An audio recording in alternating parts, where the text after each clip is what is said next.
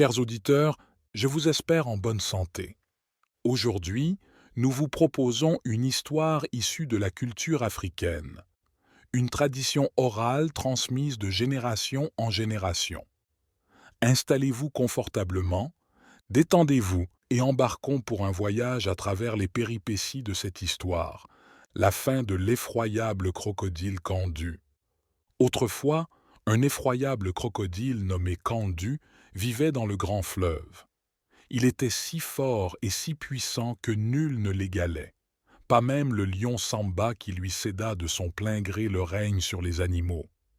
Tu es fort, Candu, et tu es puissant, plus fort et plus rusé que moi. C'est à toi d'être le roi des animaux, lui dit-il. Kandu était respecté de tous ses sujets, mais les hommes le détestaient. Il appréciait la chair humaine, et il ne se passait pas de semaine sans qu'il n'attrape et ne mange un villageois. Les plus courageux des chasseurs tentèrent de le tuer, mais en vain. Kandu était plus rusé qu'eux. Il passait des soirées entières à se vautrer dans l'eau près de la berge, mais sans y grimper, car il savait très bien que les hommes l'y guettaient avec leurs flèches et leurs lances. Quand tout le monde se persuadait qu'il était parti ou qu'il était mort, il émergeait brusquement au milieu des femmes occupées à leur lessive, en attrapait une et l'entraînait sous l'eau. Kandu était vraiment très malin. Les villageois en voulaient au sorcier Dibing, incapable d'imaginer un puissant sortilège qui les débarrasserait de Kandu, ainsi qu'au chef Ibaki, incapable de lui régler son compte par les armes. Tous les efforts furent vains. Finalement, le chef Ibaki réunit son peuple et lui dit « Ni le sorcier Dibing, ni moi ne parvenons à briser le pouvoir du terrible Kandu. Si toutefois quelqu'un arrivait à le tuer et à recouvrir son bouclier de sa peau, je lui donnerais 20 boutons de laiton, 20 sacs de sel et 20 chèvres. » C'étaient là de grandes richesses que maints hommes convoitaient. Personne, cependant, ne voulut avoir affaire au crocodile. Personne, sauf un jeune homme nommé Suba. Suba n'était ni très fort, ni très courageux, mais il était rusé. Il se dit « Kandu est très rusé. Pour le vaincre, il faut se montrer encore plus malin que lui. » Suba prit une lance et un bouclier en bois et alla se promener le long de la berge du grand fleuve.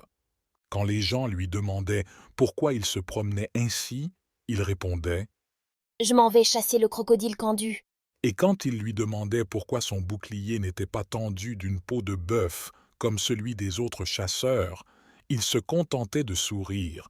« Je recouvrirai mon bouclier avec la peau du crocodile Kandu. » Et Suba continuait à arpenter la berge sans pour autant s'occuper du crocodile. Les gens ne faisaient plus attention à lui, pensant qu'il avait l'esprit dérangé. Les animaux, en revanche, furent intrigués par son comportement étrange. Ils envoyèrent le lion Samba pour l'interroger. « Qu'as-tu à rôder par ici ?» ?»« Je suis venu chasser le crocodile Kandu, » répondit Suba.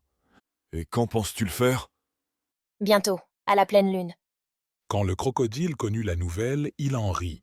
Mais au fur et à mesure que la lune grossissait, il commença à s'inquiéter, se demandant s'il n'y avait pas du vrai dans les propos de Suba. Il savait que les hommes étaient très malins et qu'ils pouvaient même l'être plus que lui. Kandu décida d'en avoir le cœur net. Il guetta Suba pour l'attaquer sur la berge. Effrayé, le jeune homme ne sut par où s'enfuir.